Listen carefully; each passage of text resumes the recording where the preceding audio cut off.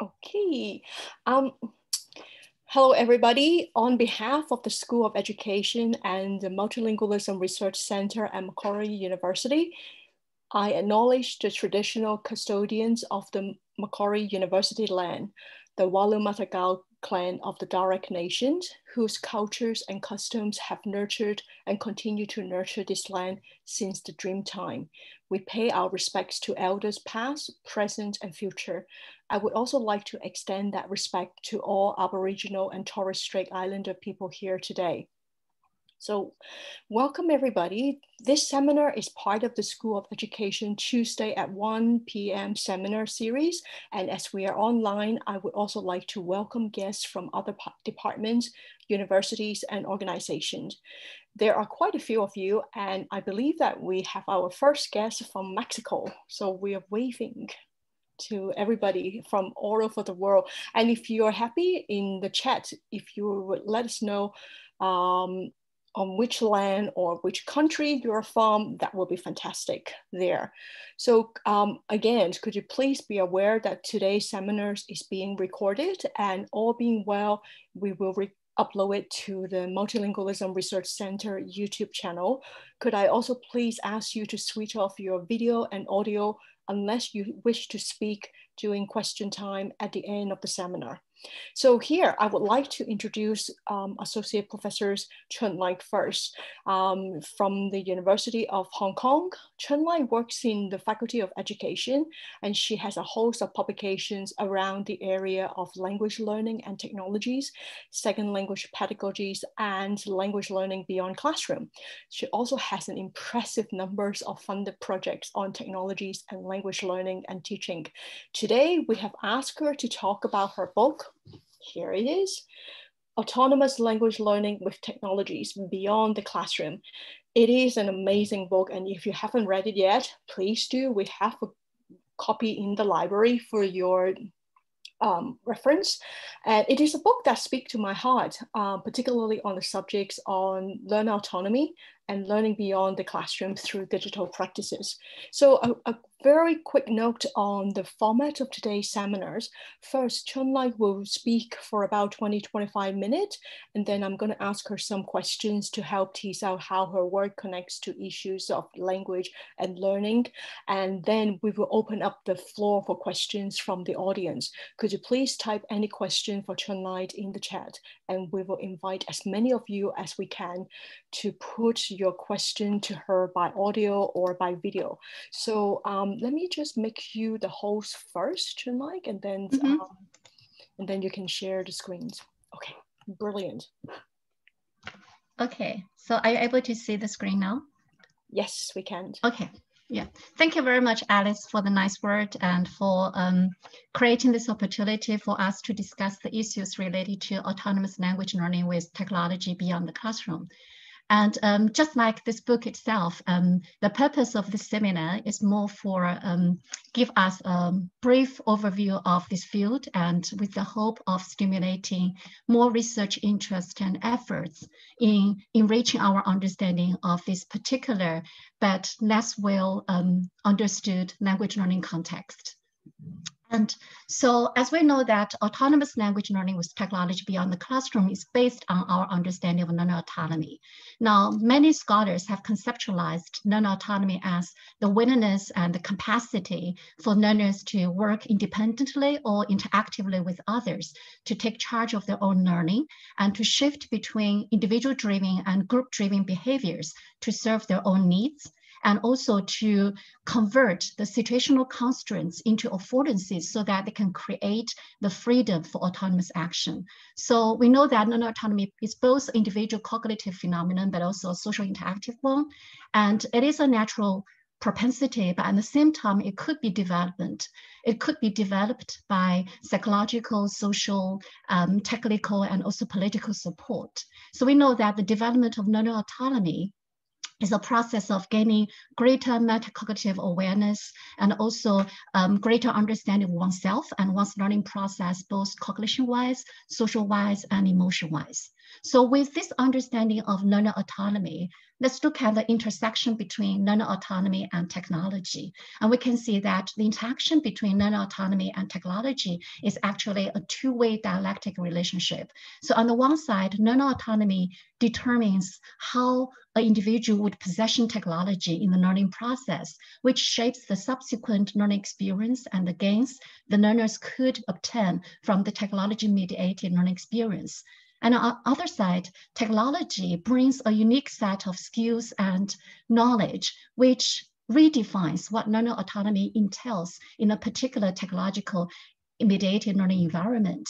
And it also defines the nature of the freedom that is possible and the support structure that could make this freedom be achieved. So that's why it also influences the exercise and the development of learner autonomy to some extent.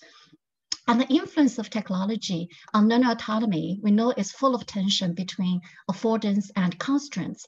And here I want to cite some learner voices that has been reported in previous research studies to illustrate this affordance and constraints. And we know that technology has this affordance in terms of making it more convenient for learners to access the learning experience that is of personal interest. And because of this, that actually gives students this kind of motivation to extend their learning anytime, anywhere. So for these particular Japanese learners, he basically was saying that without mobile devices, he wouldn't spend that much time learning Japanese. And on the other side, technology also is a semiotic resource itself. It helps to expand learning beyond the classroom and also helps to enrich the learning inside the classroom. For instance, for these learners, he wants to listen to the songs, understand the lyrics, and that's the motivation that drives him to pursue further study, further learning in class. And technology is also, we know that is identity simplifier, right? So be able to use technology to contribute one's work to the community and to have this identity as a proficient technology user or language user actually has this motivation power of driving a sustained learner's interest or engagement in language learning beyond the classroom. For instance, in these Spanish learners, they said we have the Spanish community where our classmates can comment outside the classroom, and that likes a community to me because other people might not be able to understand what we are talking about. So this unique identity actually sustained his engagement in Spanish use outside the classroom. But at the same time, technology also brings constraints to the exercise of learner autonomy. The constraints may come from the particular structure of the technology itself. For example, for mobiles, the small screen size itself is a feature of mobile that may constrain the exercise of learner autonomy, and also the context of using. For example, when we use a mobile phone, usually it's in the context where it's noisier and have more distractions. And the particular feature of the technology and the context of use might constrain the exercise of learner autonomy or determines what kind of use we may put mobile phone into for language learning. And this kind of constraints from technology may also comes from the particular culture of the technology. For example, when people were chatting on YouTube or on social media, and they feel that if I type something silly, it would remain there forever. So it sort of put me off in terms of exercising my autonomy to engage in learning on the social media. And also technology constrains the exercise of learner autonomy because it demands a suite of literacy skills, such as information media literacy, such as it demands the learners the ability to convert the technology access into something usable and beneficial to their autonomous learning action. Now, in this case, for this particular learner, he said, being versatile in the internet world does not necessarily guarantee that she's able to figure out how to use them for Japanese learning. So when we understand autonomous language learning with technology beyond the classroom, we need to take into consideration this dynamic dialectic interaction between learner autonomy and technology, and also the affordance and constraints of particular technology into mind when we understand learners' interaction with the technology beyond the classroom. And adding to the complexity is the characteristics of learning beyond the classroom. As we know that learning beyond the classroom is always often unstructured. And when it's unstructured, it depends a lot on learners' interest and their motivation. So interest play a major role in terms of whether the learner would enter into autonomous action and sustain the autonomous action. So if the news is interesting, they may find ways to make sense of it, if despite of the limited language proficiency. But if it's not interesting, then they may give up very quickly. And in the case of this ethnic minority students in Hong Kong, and for him, in this unstructured learning environment, identity is essential. So in his case, he was talking about posting Instagram posts about his activity that he did with the local Chinese. And he said, whenever he posts this kind of Instagram, people, the co-nationals, would start commenting and praising him. And they were saying, how did you do that? How do you communicate with the local? How do you get on so well with them? So it gives them this image of a kind of Superman. And this particular identity actually is very essential in terms of his sustained engagement in social media in his daily life, to reach out to the local Chinese culture and language. And we also know that learning beyond the classroom is often contextual, right? By contextual, we mean learner is only part of the context. So learner's interaction with any given technological platform depends on his interaction with the various elements within the technological field and also the related context. The related context could be what's going on inside the classroom. In the case of this French learner, he found that the French class at the university was kind of boring, and that actually made him start losing interest in learning French.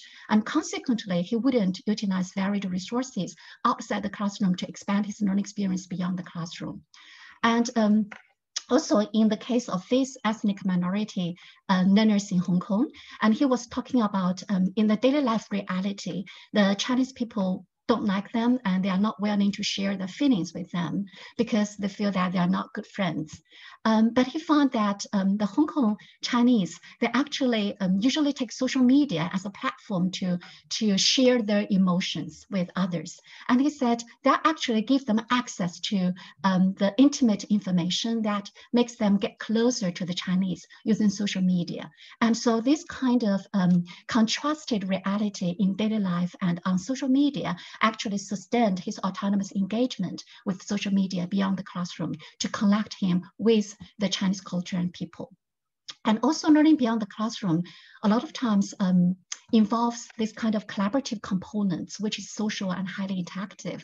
So learners' interaction with any given platform beyond the classroom actually also is influenced by his interaction with the other social agents. Let me give example. In this case, the Spanish learners, he said, I wouldn't use Spanish for my Facebook updates. And the reason is because not many friends would know what I was saying. It would be meaningless. So basically, he feels that posting Spanish on Facebook actually impede his existing social networks.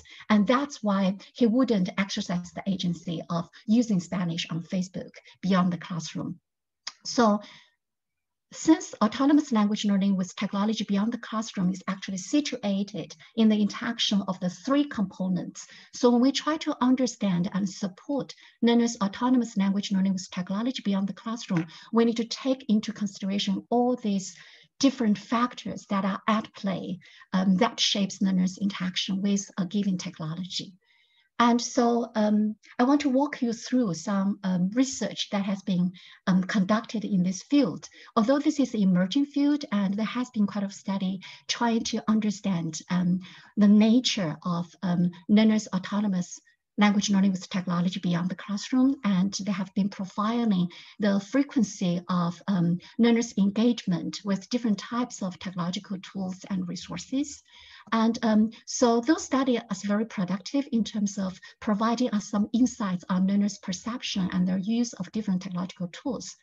But this type of approach has its limitation in the sense that even one particular technology might be interpreted and used differently by learners with different learning goals, with different learning purposes and different learning beliefs, even different prior learning experiences. So this kind of technology-oriented approach in understanding the nature of learners' autonomous engagement with language learning beyond the classroom might be limiting and sometimes give us oversimplified picture. So other studies have started to approach the issue of profiling the nature through a learner perspective. So for example, in this particular study I published with my colleagues in 2018, we tried to understand, categorize the different types of technological experience learners engage in beyond the classroom through the learner's perspective in terms of their emotions, how they view the experience, the emotions that are aroused by the experience, and their goals for engaging the experience, and their nature of engagement in the experience and the perceived gains out of the experience. So when we're analyzing from this perspective, we identify that there are actually 3 unique types of technological experience that learners engaging beyond the classroom. And these 3 types of technological experience, learners have different emotion attached to it, and they approach them with different goals, and their affective, cognitive, and emotional engagement while they were interacting with those technological experiences also differed. And so this is an example of researchers are trying to profile in the nature of autonomous language learning from the learner perspective. Now, in addition to profile the nature of learners' autonomous engagement with technology beyond the classroom, the researchers have started to also try to understand the quality and what would be quality indicators of effective technological experience beyond the classroom. Why looking at the quality? Because only when we understand the quality indicators we'll be able to generate this kind of principles and guidelines to guide teachers and students in terms of facilitating them to constructing effective learning experiences that could benefit their language learning skills or language learning aspect. So in this recent study I conducted with my colleagues, we were looking at what kind of quality indicators would associate with learners' vocabulary knowledge. And so based on the current literature and based on the student diary entries and interviews with them, we identified different potential indicators. So some of the indicators were the number of digital resources. We also identified some indicators on the balance and diversity dimension in terms of the balance of media, the balance of context, and the balance of their attentional focus while interacting with the technological resources. In this case, we are looking at dual focus, that is the focus both on the meaning and the language form while they were interacting with the technological resource. And we also added 2 indicators of depth of engagement dimension in terms of learners' depth of lexical information that they attended to when they were encountering the vocabulary. Did they attend to the word? Did they attend to the word meaning only? Or did they attend to the word meaning and also the word usage? Of course, we also included an existing construct that is involvement load that categorize the emotional and cognitive engagement with vocabulary that has been coined by, I think, Lafayette and Hutching. And so including those different indicators, potential indicators that might influence learners' interaction with vocabulary that encountered when they were interacting with various technological resources. And we found that 4 of them actually correlates positively with learners' vocabulary knowledge. And these 4 indicators actually also significantly differentiate the learners with higher vocabulary knowledge versus those with lower vocabulary knowledge. So this is an initial attempt in terms of understanding quality indicators of effective technological experience beyond the classroom and how it relates to different language learning skills. And so there's another body of literature that has been focused on understanding what are some factors that influence learners' engagement and the nature of engagement of technological resources beyond the classroom. And this body of literature has generated a huge list of internal and external factors that might have influenced learners' interaction with technological resources beyond the classroom. And yet there's another body of literature that focuses on understanding what are the effects, what are the outcomes of engaging with technological resources beyond the classroom. And earlier studies in this line of inquiry, they have looked at the correlation between the frequency of learners' engagement with different technological resources and how it relates to learners' vocabulary knowledge, reading comprehension, listening comprehension, etc., and also their overall language proficiency. But then the recent studies in this line of inquiry, they have moved on to look at the differential effects of different types of technological experiences. For example, in this particular study published in 2020, he looked at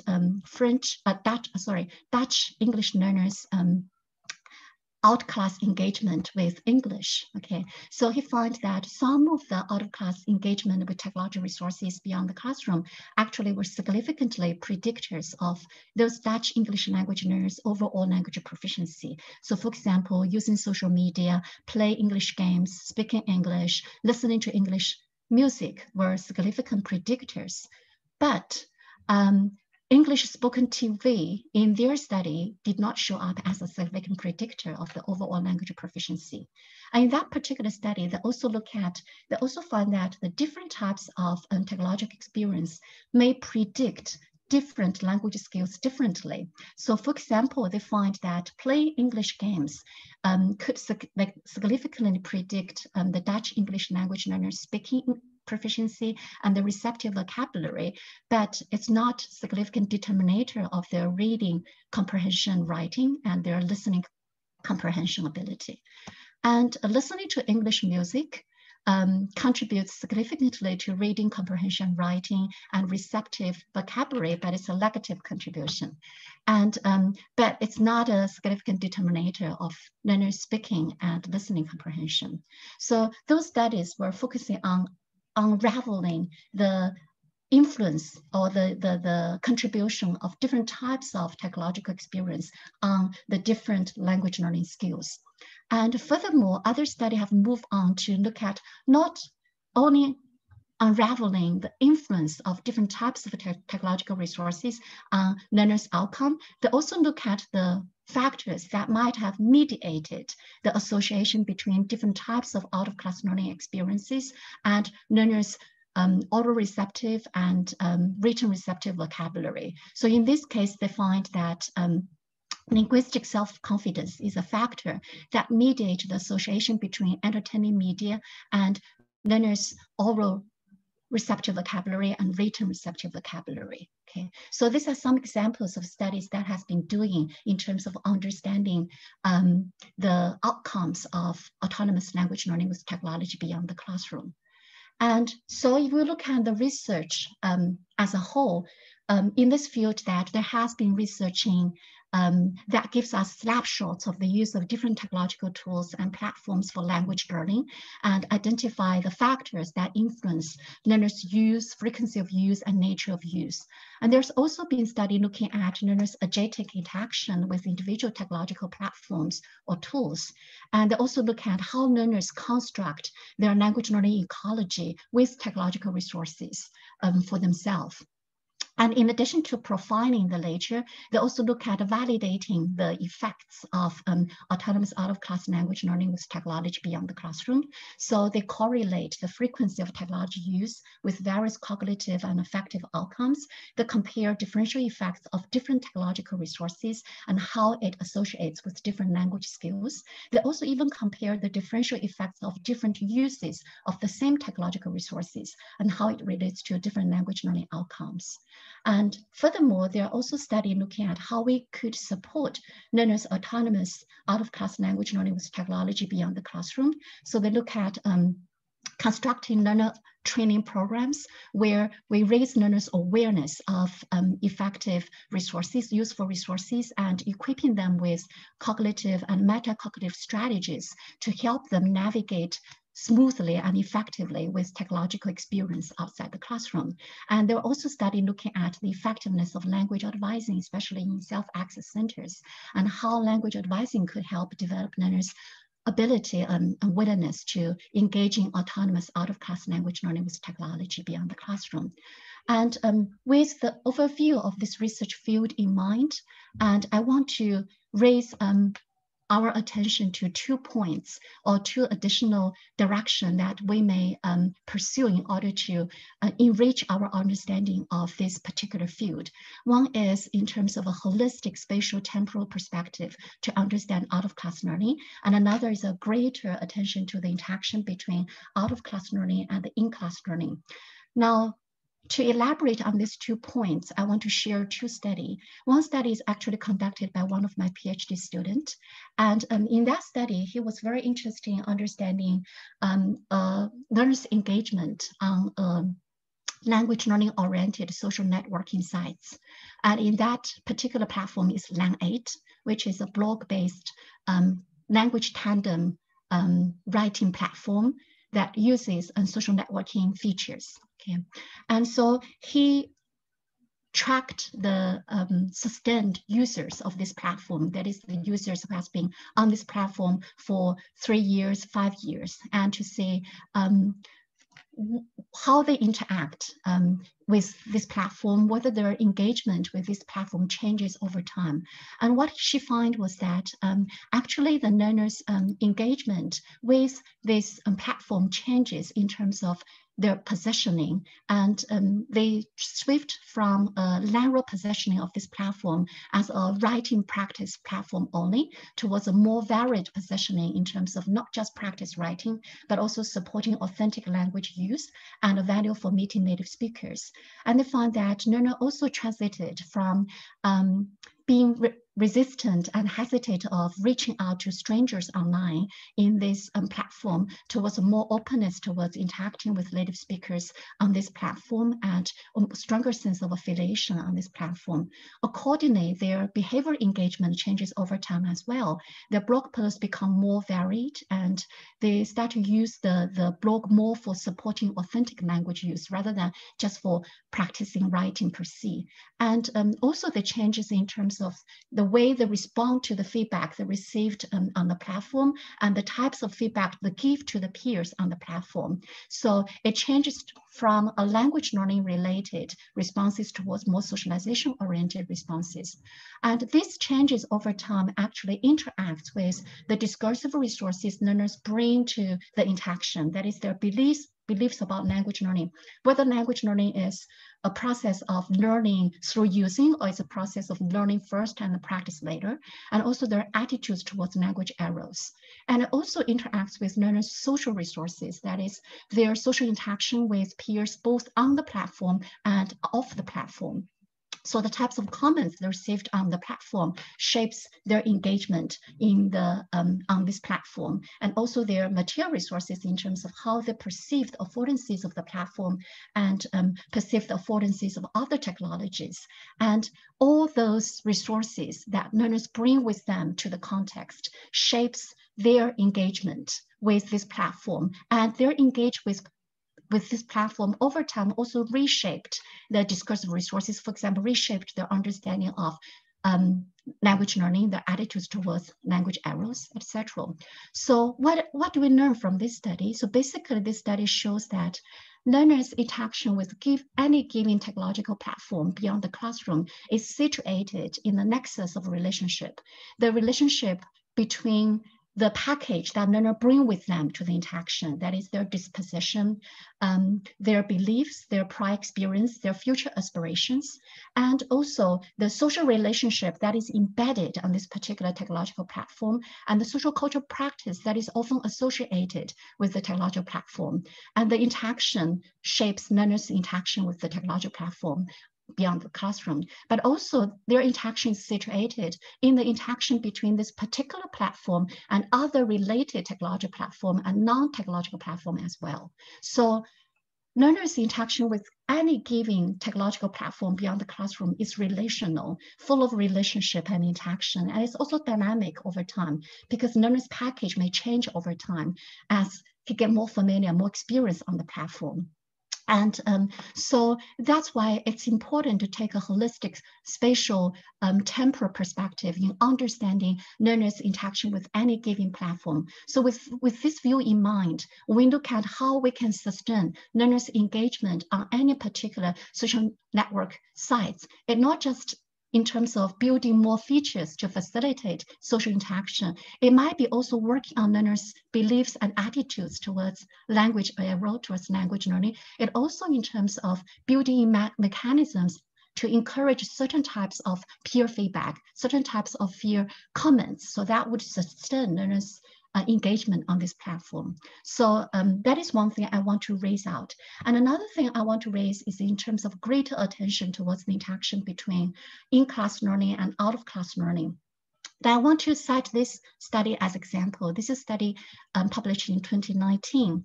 And in this particular study, he wants to look at two types of learners' engagement with technology beyond the classroom and to see how it influenced learners' willingness to communicate inside the classroom. And so he looked at both receptive types of activities that learners engage in beyond the classroom and also the productive types of activities that learners engage in. And what he found is the learners' engagement in production-oriented learning experiences beyond the classroom significantly predicted learners' willingness to communicate inside the classroom. So basically, this study is telling us that when we look at the relationship between in-class learning and out-of-class learning, in the past, there has been reference to the relationship between them in terms of stating that in-class learning brings a set of learning outcome and out-of-class learning bring a set of learning outcome to language learners. So they were complementary to each other. And they were talking about how the language learning, out-of-class learning experience could be embedded or integrated into the in-class learning experience to enrich learners' learning experience inside the classroom. So no matter what statement they were talking about, it's more about taking a complementary approach towards in-class learning and out-class learning. But in this particular study, what they were saying is that actually learners out-of-class learning may bring certain dispositions or mentalities or mindset that could benefit learners, how well learner could fare, could develop in the in-class pedagogy. Such as, in this case, willingness to communicate is crucial to how well learner might fare in a communication-oriented classroom, such as task-based language teaching classroom. So what they were advocating is that rather than just treat them as two separate components that might complement and enrich each other, what we may pay more attention to is the mutual influence between what's going on inside the classroom and what's going on outside the classroom. So what's going on inside the classroom in terms of what kind of support the teachers build in inside the classroom could influence learners' out-of-class learning experience and how they could influence learners' out-of-class learning differently. And then we look at what kind of mentality, disposition, and mindset that learners develop outside the classroom that could benefit learners' learning experience inside the classroom. And so this kind of interweaving organic interaction between learners in class and out-of-class learning experience so as to build a positive cycle between those two to enhance students' autonomous language learning. And so that's what I want to share on this topic. And thank you very much for listening. Okay, thank you, Chun. This is just amazing. It's like a big tour of the whole landscape of research on digital practices and language learning beyond the classroom. So let me just kickstart with one quick question here, because in your book, you mentioned that in order for learner to take advantage of language learning through technologies beyond the classrooms, that they need to have self-knowledge, and they have to be self-aware, and also they have to have the metacognitive strategies to do that. And these examples that you gave and also the studies that you cite.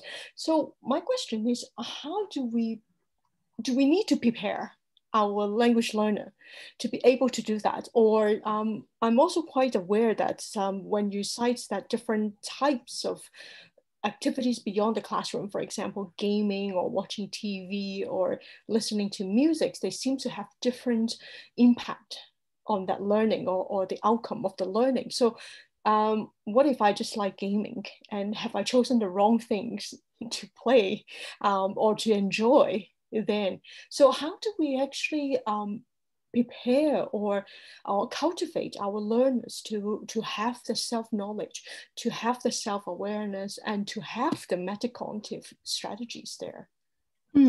Thank you for the question. I would take this question as two parts. One is to look at whether we need to develop and how we develop, and another aspect in terms of the interest. You mentioned that if I'm just interested in gaming, does that mean that my experience outside classroom won't benefit my language learning? Yeah, so I'll answer in those two parts. So for the first part, I think, yeah, definitely, I think learners need a lot of support in terms of developing their ability and their capacity to turn those huge affordance and overcome the constraints at the same time in order to benefit from the out-of-class technological experience.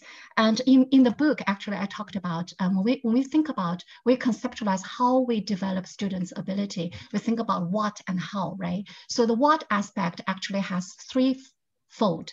So it's not just about cognitive and metacognitive strategy development, by which we mean when I watch the TV show, what kind of attentional resources should I pay attention to the vocabulary so that could benefit my language learning? Should I slow down the speed, and to what extent can I slow down the speed without sacrificing the sound quality and the language learning potential of these audio resources? So those are cognitive and metacognitive strategies that we need to equip our students with, but also it's about affective strategy, that is how to deal with the social emotional stress that I may encounter, especially in the social media context, and how I overcome this resistance of willingness to communicate, how I initiate conversation with the learners, with the native speakers on social media side. So it's the affective dimension as well. And it's also about the resource dimension in terms of providing them with the principles, the guidelines on selecting the technological experiences that might be beneficial to their language learning. So it's the threefold of support that teachers need to provide to the learners. And in terms of the how, it's more about reflexivity, how to enhance their reflection over their reflective understanding of themselves and their learning process, and also how do we build this collaborative experience where we can scaffold students from co-regulation to shared regulation to self-regulation. So that's the aspect of how we support the learners. Now, going back to your question in terms of personal interest, definitely out-of-class learning is very interest-driven. It's based on personal interest. And so how do we do with that? I think one thing is currently, I think when we talk about learner autonomy support, a lot of learner platform training, when they build this kind of a training platform, they focus on raising awareness and equipping students with a generic set of metacognitive and cognitive strategies. But I think if out-of-class learning is very interest-driven, maybe the approach should be different. Maybe the approach should be personalized, interest-based. So before we start training any metacognitive and cognitive strategies, maybe we can elicit students' personal interest, what they are interested in. Are they interested in the watching, like how to keep fit, how to keep well in the pandemic period? And if that's their interest, then we identify what kind of listening strategies we need to help them develop, what kind of vocabulary strategies that are related in this particular technological experience. So coming back to your question of gaming, I think any technological practice is potentially beneficial to language learning, depending on how you approach it. So depending on, even for the game, depending on what kind of games you select. And there were research, I think Pierre has done some research on different gaming genre, even just different gaming genre might have different effects on vocabulary learning or other development of other language learning skills. So I think it's exactly this kind of knowledge that we want to equip our students with, so that they can make informed decisions while they were engaging with technological platforms that are of interest to them, so that it's more effective and beneficial for language learning. I think you brought up a very important issues in education is to have a student-centered classroom. So it's basically teachers opening the classroom to let the students inform their teaching practices and pedagogies. And I think that's one of the most important contributions of the research and the body of evidence from learning beyond the classrooms there. So let me open the floor to the audience. I think we start the questions with Philip Lee, our dear colleagues, and I think he has very interesting questions about data analysis there. So Philip, could I invite you to, yes. Thanks, Alice. Can you hear me? Yes. Okay, sorry, I blocked my camera, so I have a voice only. Welcome, Dr. Lai, because we are former colleagues at Hong Kong U, so it's nice to see you, Dr. Lai, and wonderful presentation. I have only one minor question about your study. So you said you used profiling to analyze the students, and I'm wondering whether you used the latent profile analysis or any other statistical analysis method to profile the students.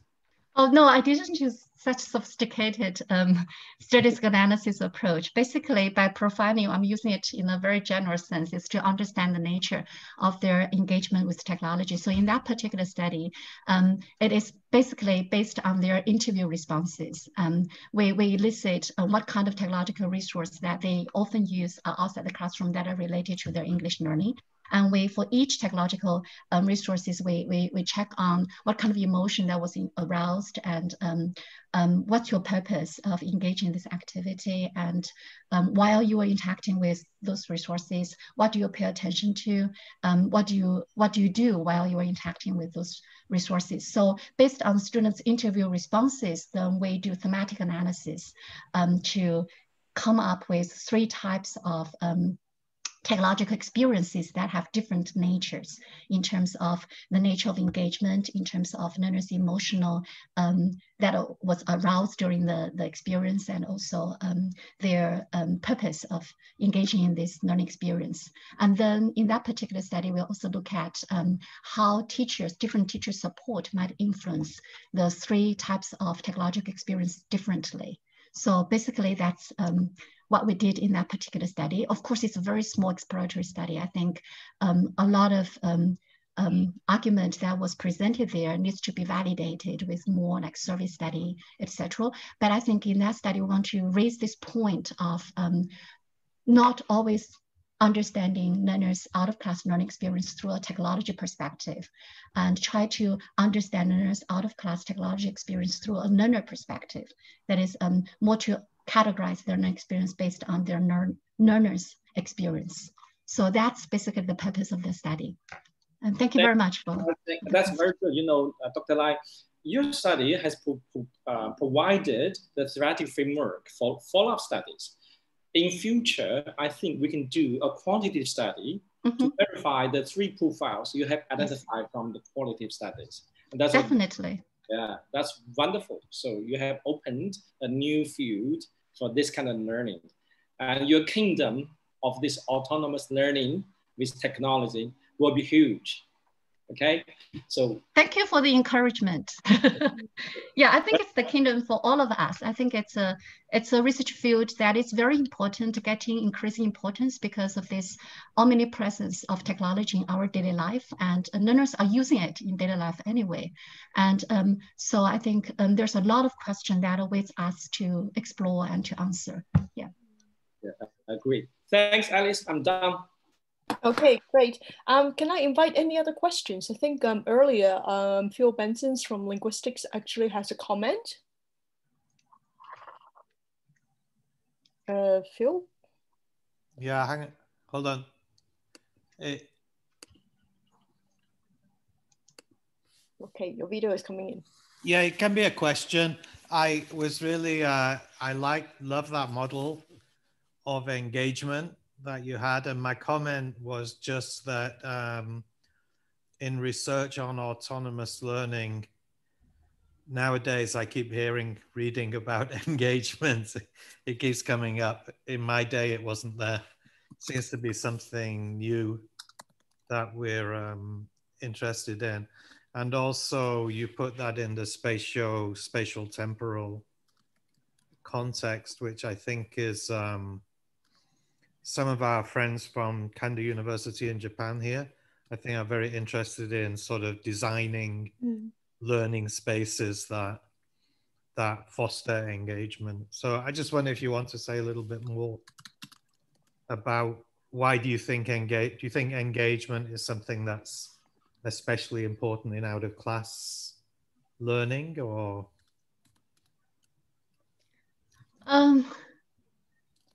Engagement, is that very important in out of class learning? And I think so. I think a lot of times what differentiates, because I think people were using technology more or less outside the classroom already. And but we can see that some people really benefit from the experience and some did not. And I think one of the factors that might in play is how learners engage with the platform or engage with the technological experiences. This different dimension of affective, cognitive, and behavioral engagement is crucial. Just give you an example. In that particular study, the reason she wants to look at the language learning social networking sites is because there's a lot of studies showing that learners are not utilizing the social networking affordance of technology for various reasons. For language proficiency reason, for the reason of the feel it's actually impede their existing social networking, and the feel it's not authentic to some extent. It's more like a language practice to some extent. So learners were resistant in utilizing the social networking affordance of technology on their own beside the classroom. So there's a lot of language learning oriented social networking sites that have been built to utilize on that affordance of technology. But people have found that there's a lot of high attrition rate while learners were interacting with this kind of platform. And this high attrition rate has something to do with how learners interact with this particular platform. Like we said, in that particular study, we actually track the sustained users. So the users we could call somewhat successful users who has been using this platform for a long time. They continue using it without getting out of it. And the reason we found that actually their engagement with this platform shift over time. And this shift actually is the reason that their sustained engagement with this platform. So I think in that aspect, I feel that engagement is important, is an important factor in terms of determining learners' continued use or interaction with the platform and what they can get out of that platform. So I just a follow-up. I feel like we're getting a lot of new concepts like interest and persistence is another one that are coming out of the out-of-class learning research, where, and to some extent they're replacing motivation, which I never feel very comfortable with motivation. But these, I think, are much more concrete things that we can, engagement is really something quite concrete that we can investigate and sort of describe. So just like the idea. Thank you.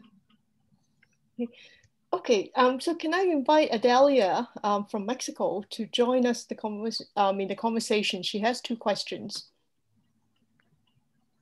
Oh, Dr. Chun, very nice to meet you. I'm from Mexico and very happy to hear and very interesting. Actually, I'm interested in one part. You talk about engagement and these different types of engagement that students can get. So my question is that, do you think that if students interact with other students from other contexts, will these engagements will be boosted more than whether they interact within their own classroom?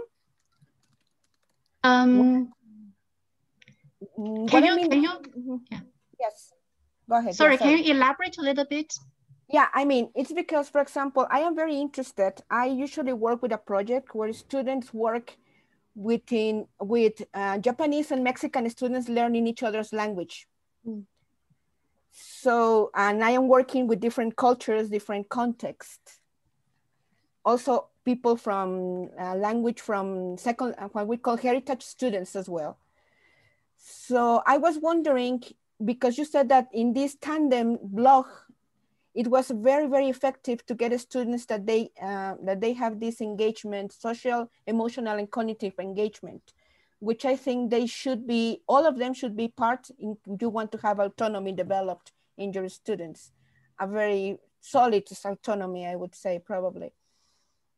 So I wonder that if you consider interaction as an essential element to get these three engagements developed or boosted a little bit more, whether they were in the classroom. Yeah, definitely. As we, at the beginning, when we talk about non-autonomy, we're saying that it's both a individual cognitive phenomenon, but also social interactive one. So the social interaction is essential for the development and the exercise of learners' autonomy, both inside and outside the classroom. So to answer your question, yeah, I think just for example, in that particular study, what they find is the types of comments that learners receive from the peers on the platform and the types of comments they give to the others on the platform actually influences their continued engagement on the platform. So I think that's an example of why this kind of interaction really is a very important component in influencing their exercise of autonomy. Okay, and my second question was, do you think the impact would be the same whether it is a video call or a written tandem? I think it's there has been quite a lot of research looking at CMC, computer-mediated communication, look at different medium and whether it's the multimedia or the textual format and how it influences learners' language learning out of it. And I think there's a huge literature that compare the different media and their influence on the learner's output and on their gains outside the classroom. And so whether it's written or the audio, I think depending on what you're looking for in that particular activity, and both have their affordances and constraints as well. So I think after you're deciding on the things that you want students to gain from it, that experience, then that determines what kind of medium that you may go for that particular pedagogical activity. Yeah. Oh, thank you very much. Mm-hmm. Okay, thank you. We have one more question from Haian. Could you please mute yourself? Unmute yourself, sorry. Yes, thank you, Dr. Chun Lai, for a marvelous presentation. And in thank you. PhD project, and part of it involves how the student use technologies to learn English beyond the classroom and how they use languages to assess different language learning beyond classroom resources. And from the interview with the teacher participants, I see that even though the majority of the teacher perceive the benefits of language learning beyond the classroom for the student target language learning, but like for one teacher participant, it seems that the benefits of language learning beyond classroom is invisible to him. And he suggests that instead of like focusing on listening to music or watching TV, the students should spend more time outside the classroom to do tests and things like that, so that they can pass the challenging university exams. So because you suggested that the important roles of classroom teachers as language resources advisors, but like for this teacher, I'm just wondering if as researchers and practitioners, what we could do to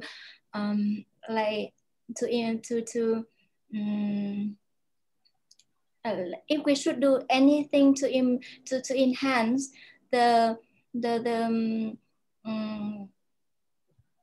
inform the teachers with the benefits of language learning beyond the classroom, so that they can assist the student to learn effectively with technologies. Thank you for the question. I think teachers are different, right? So they have different beliefs about language learning. And so I think for this particular teacher, I think what we can do is to present the evidence. I think there were studies were showing that there were language learners when they were inside the classroom, they were labeled as failure and very hesitating in speaking during the class. But then they were versatile very confident language users beyond the classroom on the fan fiction side, right? So this kind of examples, maybe presenting those examples to the teachers and let them see the potentials and to see how it makes a difference in the same learners. And showing this kind of evidence might be the first step in terms of changing the mindset towards what is successful language learning and what the role of language teachers might be. So I think, yeah, there's a long way to go in terms of how to help our teachers play a greater role, a better role in facilitating out-of-class learning, and the research in that aspect needs to be strengthened, because as I said, I think we need to get a greater insight into what teachers do inside the classroom and how different pedagogical movement of the teachers might influence the nature of learners' engagement technology outside the classroom. With those knowledge in mind, and then I think the professional development could be more well-funded and solid in terms of enhancing this positive interaction between in-class and out-of-class learning. Yeah. Thank you very much. Yeah. I think on that very positive note, to consider the importance of teachers and also to consider the interaction between different types of learning inside and outside the classrooms. I think maybe the time to close these wonderful seminars and amazing insights from Chun Lai. Do we have any more questions? One last question. Okay, so yes, I think there is one question. Would you like to unmute yourself and just ask the questions, Sean? Yeah. Thank you, Alice. Yeah, thank you, Dr. Chun Lai, for your fantastic presentation. Could I ask you a question? That is, what theoretical frameworks did you use to categorize the students' technological autonomous out-of-classroom learning activities? I would like to refer to your 2018 article, Understanding the Nature of Learners' Out-of-Class Language Learning Experience with Technology. Thank you. Thank you for the question. In that particular research, I think it's more for using a ground approach in terms of based on learner voices and to see how their experiences and effective engagement differs in different technological experiences. So it's not based on one particular theoretical framework, but it's more for generating a potential framework, conceptual framework for us to think about learners' technological experience beyond the classroom from the learner perspective. And I think based on that, we can build some theorization behind understanding of the nature of technological experience from a learner perspective. Okay, yeah. That's brilliant. Thank you. I think thank you so much, Chun Lai, and can we also like do a big round of applause? And thank you all for coming. And so if you do have additional questions, and I'm sure Chun Lai will welcome your comments and suggestions. And today we would like to conclude our seminar series from the Multilingualism Research Centers, and we thank you for your participation. And we hope to see you again very soon in 2021. Thank you very much. Thank you, everybody.